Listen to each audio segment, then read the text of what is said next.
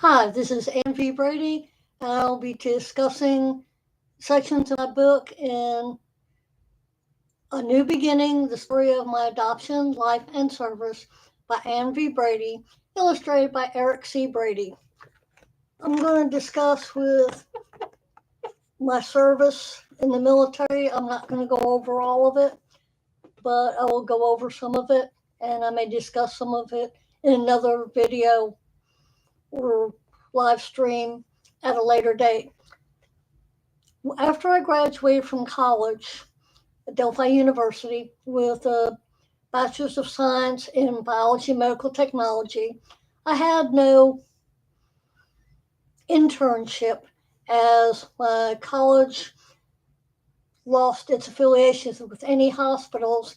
And hospitals back then, and even probably today, when they're going to give internships to students with degrees in medical technology, they're going to give it first to their to students of colleges that are affiliated with them. And if you're not affiliated with them, you will get a slot if your grades are excellent and they just happen to have an opening. Other than that, you can kiss that goodbye. But so I didn't have an internship, and back then, in order to get a job in medical technology with a hospital or a corporate laboratory, you had to have 3 to 5 years experience and or certification as a medical technologist. And in order to get certification as a medical technologist, you had to have served at least 1 year of an internship in a hospital laboratory where you would go through, like I did when I was in the military, biology, microbiology, chemistry, special chemistry, stat lab, drawing blood, blood bank, etc. You had to know basically every aspect of the laboratory. So if you got hired by the hospital, they could put you wherever they absolutely needed to put you. So I didn't have that. So I applied for different jobs. I had looked at internships. I visited hospitals, got nothing. Big disappointment, but life goes on. But I eventually applied to several places, hospitals and labs, some corporations like Revlon, and I never got any responses back. And that's the most annoying thing about going on when you send in your resume and apply for jobs is you go to all the trouble to make a great resume and submit it, and then crickets. You hear absolutely nothing. They just ignore you. Uh, or they may call you for a job interview, and I've had that once I retired from the military. I got job interviews, and we'll call you back and let you know either way, and hear nothing. So I don't know whether to continue looking for a new job or whether what's going on. You know. But anyway, so eventually I graduated January of 1978. So around May, I started looking at possibly going into the military and seeing if I could get a job in some kind of science MOS or a military occupation. Just so, excuse me,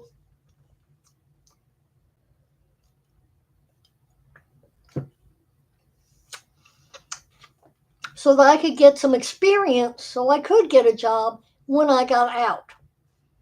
I hadn't planned on staying long. I figured I'd serve maybe 4 to 6 years, 3 years, whatever it took to get served, to get the experience so I could get certified or at least get a job and then later get the certification. So I called up the different services. The first one I called was the Air Force because my father insisted I call them because he had been a bombardier during World War II uh, in the Army Air Corps, which was part of the Army. And so I called up the Air Force, and they basically told me, forget it. They said, we're not looking for you, and we don't need anybody. And I explained my experience and everything in my college and all that, and said, well, we had so and so who came in and he graduated with a master's and he had a 4.0 average, and we turned him down the first time. It's like, forget you. I called the Marines, found out the Marines don't have anything in the medical. They get all their medical and science is done through the Navy. So I called the Navy, found out that while I was interested, that women couldn't serve, you're talking 1978, that women could not serve on ships.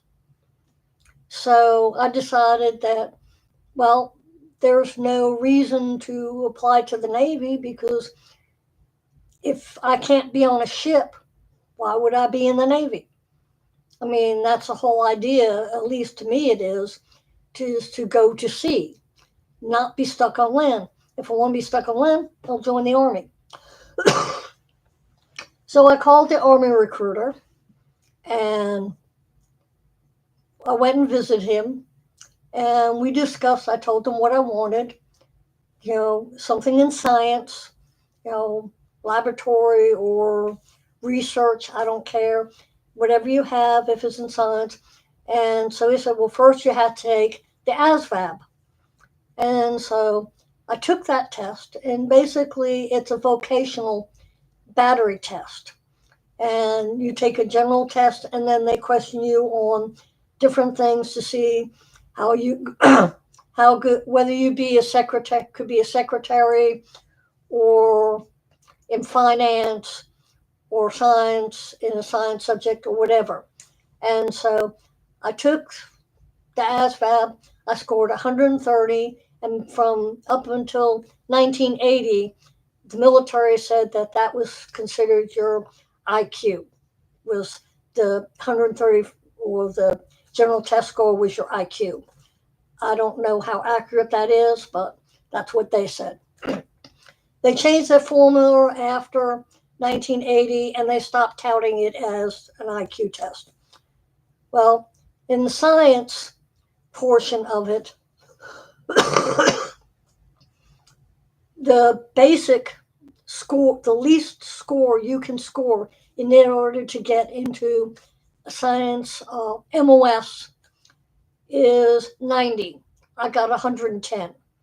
I scored less on secretarial skills and on some other areas, so I did score high in math and English, but not necessarily secretarial skills. And so I had ups and downs. I mean, anywhere from 80 to 110, like I said. So we went into discussions. I asked him what was available, and he told me they had an MOS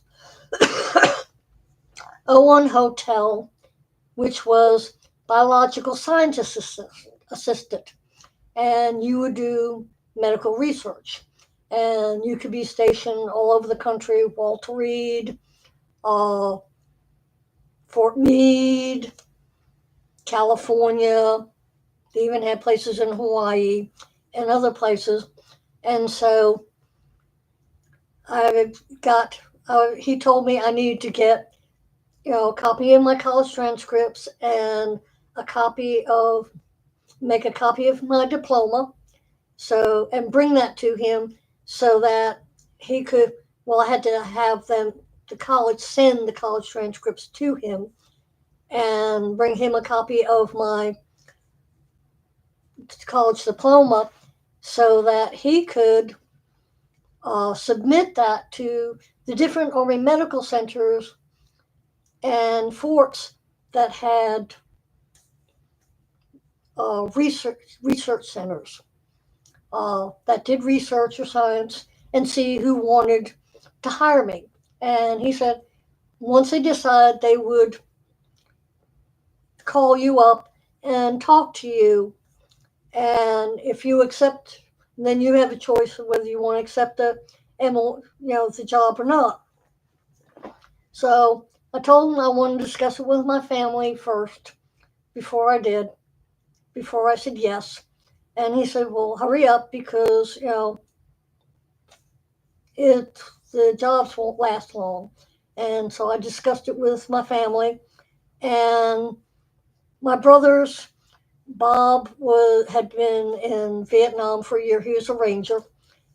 Jim was in the active reserves, and so and had gotten out, and both of them were out of the military now. And they discussed, Bob said, "Well, why don't you see if you can go to OCS?" And I said, "Well, I'll ask them about that." And they said, "Remember, they will try and cheat you and make sure of everything before you sign anything. Don't trust the recruiters because they'll promise you everything and you may not get everything you want, even though they promise it." And family wasn't too thrilled about it, but I decided I couldn't find a job. I didn't want to live the rest of my life at home, hunting for jobs when I couldn't find anything, and I thought at 23, it was time for me to be out on my own and making my own way in the world. I didn't want to depend on anybody. I wanted to be independent and on my own. Now, if I had gotten a job offer and accepted it and lived at home, eventually, after I saved up enough money, I would have gone ahead and found my own place somewhere anyway and not spent the rest of my life at home. So, well, anyway, I called the recruiter up and told him I wanted to sign up. So he told me there was a delayed entry program that I could sign up for, which I did. And so that allowed me, time to relax and get in shape and everything, though I didn't really. But I was to report to the installation area of military base over in Brooklyn to sign in. And I signed in a delayed entry programs for the oath and everything. And I would have to do it again in Brooklyn. And, and basically, once I did that, he started looking for jobs and everything. And so I waited and waited. And so he finally called me and he said, "The only offer you have is from Walter Reed Army Medical Center. It's the United States Army Institute of Dental Research." And so he told me what the job was and he told me the colonel's name, Colonel G. And so I told him, I wanted to think about it. He told me what the job was. It was in microbiology. And so I decided, and he said it was a small base. Uh, so I discussed it with my family. I called him back up and I had asked him about OCS, and he said, "Make it through basic training first." And that was another thing is, originally he told me when I signed up that I would take my basic training at Fort Dix in New Jersey.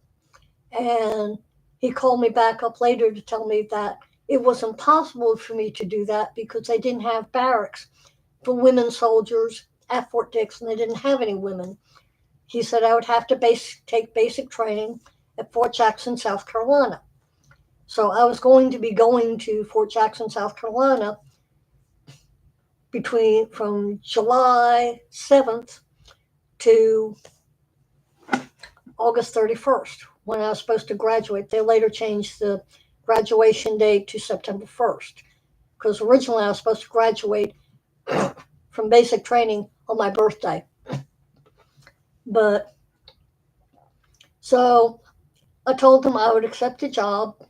Well, he said that before I accepted the job, he said that Colonel G was going to call me for a job interview.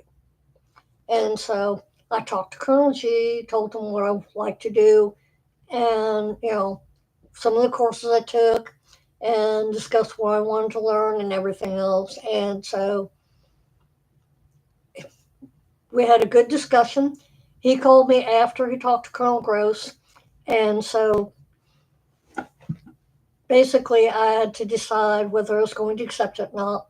I hadn't received any other offers because if he had, he would have called me. But so I finally decided, well, there's no other job offer, so I might as well take it. It's better than nothing. So I took it, and once I signed the paperwork and everything, and took the oath on July 6th, and swore the oath. My dad took a picture of me in uniform with, well, not in uniform, but with all of us in our civvies and civilian clothes. And I was the only female in all the recruits that had sworn the oath and joined the Army that day. And so the picture, I have it somewhere and I couldn't find it, or I would have put it in the book, shows someone who's about 5'5.5", and everybody else is about 6'5" to about 7'2", and I look like a midget amongst giants. But anyway, so I was sent a list from Fort Jackson, South Carolina, telling me what, I got a letter from them telling me what I had to have, what I had to bring with me, what color my underwear could be, what kind of clothes, I could bring sewing clothes. They were going to provide me with uniforms and stuff, but I need to have like t-shirts, white underwear, and towels and everything else, and what color they could be and everything else. And so then we left. We had to meet, at a certain time in Brooklyn in order to leave. My parents drove me up there, and we got on a bus, and the sergeant who was there told us, you're going to take this bus to the airport, and once you get there, I'm putting PFC so-and-so in charge of all of you. And he told them, your responsibility to keep everybody together so they don't get lost. You're going to fly to Fort Jackson, South Carolina. Once you get there, you're going to go to, there's a military presence where they schedule shuttle buses, and you'll go there, and they will get you a bus to Fort Jackson, South Carolina. So we got there and got that done, and we ended up on the bus. They took us to a reception station, and the reception station we had to go through before we could do anything. We had to go through a room. Well, actually, we had in this building, we had to go through a room where they said, if you have any contraband, knives longer than blah, blah, blah, and guns, drugs, whatever, that you're not supposed to have, and there's a curtain, and you go through the room, and you deposit all this stuff in these.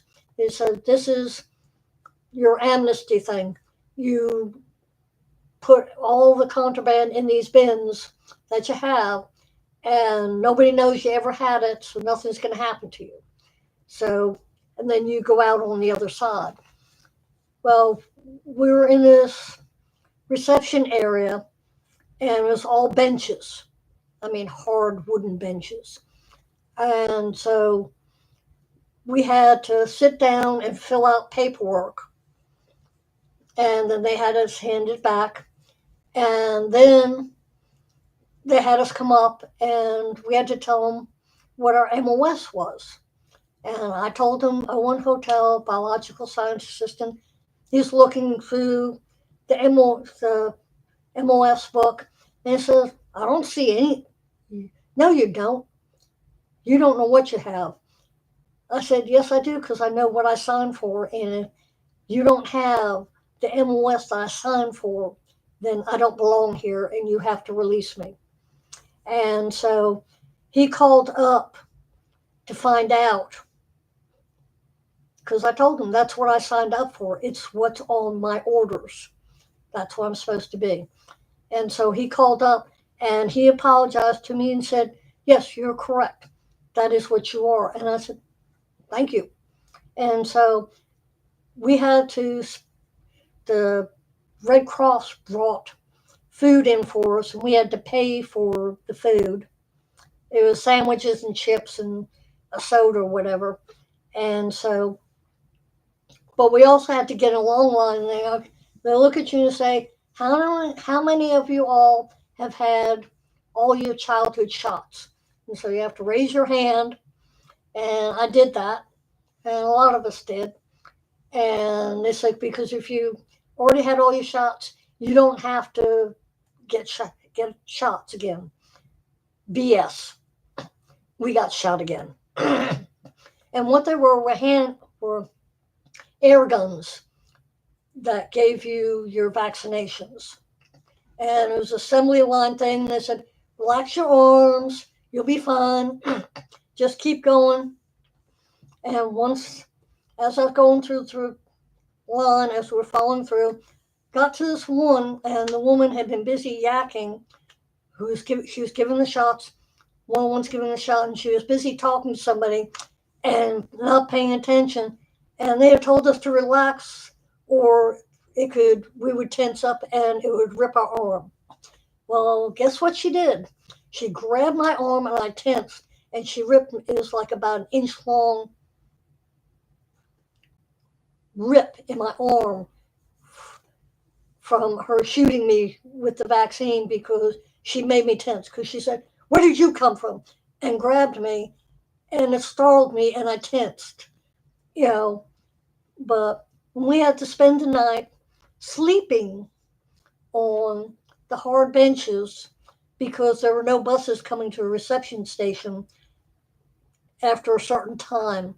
So then we made it to Fort Jackson the next morning, and this was another reception area where we were in the reception barracks, and we had to go.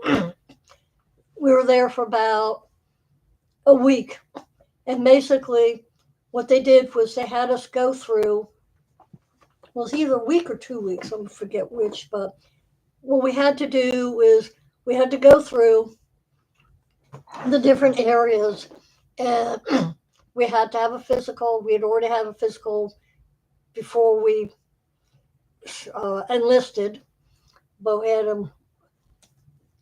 we had to have a physical. We had to have our eyes examined. Uh, we also had to go through different areas to get our uniform, because we had to be measured for our uniforms, our boots, and so forth, and get our uniforms. And we got our grass green uniform, a regular green uniform. The women got a mint green dress, and we got a dark green, like a bucket hat, with a brim pulled up, and it goes around part of the way in the front, and it's kind of like out like this. And so the first week, what we had to do was we were assigned to help in different areas. Like me and one of the other women soldiers, we and recruits went and helped this guy who was in charge of fitting people for boots. And so when we were done, he said, Well, because you guys have done such a good job, I'm going to go ahead and measure your feet now so that when you come through, we don't have to do it again. And I'll already have your boots ready for you because we got two pairs of boots and we got fatigues. Now they've got BDUs, but at that time it was fatigues. And women's fatigues were different than men's fatigues. Men got permanent press, which they complained about, well, it's hot, but they didn't have to iron them. We had to iron the fatigues. We got four sets of fatigues, one dress green uniform, and so we did that, and eventually made it to basic training. And basic training was hard. We learned drill and ceremony, and we had school on how to do formation. We had to practice marching. We learned UCMJ or military justice, and so it was hard. And then we went through basic, and we had to go out to the field. The first night was interesting because they took us to this area and said, and we had our rifles with us, and they said, you know, pull out your sleeping bags, and this is where we're going to camp. And so we slept out in the open, and they said, now you need to sleep with your weapon, and we're going to come through in the middle of the night and try and take your weapon from you. And it's your job to make sure we can't get your weapon.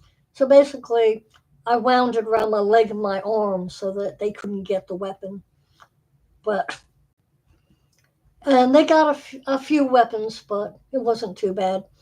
But being out in the field was interesting. We had to learn navigation and practice the firing range, and I enjoyed it. It was hard and it was difficult, and I had shin splints, so I had casts on both my feet while towards the end of when I was in basic training. But I enjoyed it, but I was glad when I graduated. My parents came down the day of my birthday to see me graduate, and so I was we were graduating the next day. So basically, what they did was they allowed me an overnight pass. I went to the hotel with my parents where they were staying, then came back the next morning. We left a call for because they didn't have an alarm clock in the room. We left a call for an early morning wake up call. Only they didn't call, and it's like I had to get dressed real quick, and they rushed me down, and I just made it in time for formation. I was so worried about that. And so, but they got to see me graduate. Of course, when they first came down, my parents were freaked out because my mom couldn't believe they was like looking at the bank and seeing 110 degrees. I mean, you're talking, I'm coming from New York. And yeah, it gets into the 90s in New York occasionally, but it's not all the time. At least back then it wasn't. So, and somebody said, well, it never gets that hot up 90 in New York. I said, yeah, it does. It gets 90 all the time in New York. It's not often, but it can reach 90 in New York. But rarely did it ever get to 110. And some moms said, well, you're not out there working in that, are you? And I'm like, yeah, right. It's not. But they did make sure that we drink and we kept hydrated and everything else. But I was glad, when once I signed out, I got to go home, and I had 2 weeks of leave before I had to be at Walter Reed. And my mom drove me down to Walter Reed, and I signed in, and the charge of quarters woman in charge of the barracks there said, are you rare? I'm looking at her like, I don't think so. I didn't know what she was talking about. It wasn't, and so she gave me a pass. I signed in, And she gave me a pass for the weekend and said, okay, because it was a Friday, you have to report in here on Monday at this time.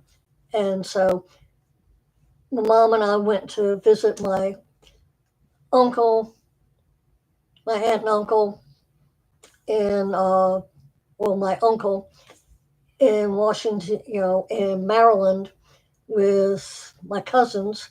And so we spent the weekend with them, and then I came back. Mom dropped me off at the barracks, and I had all my stuff. And so I signed in again.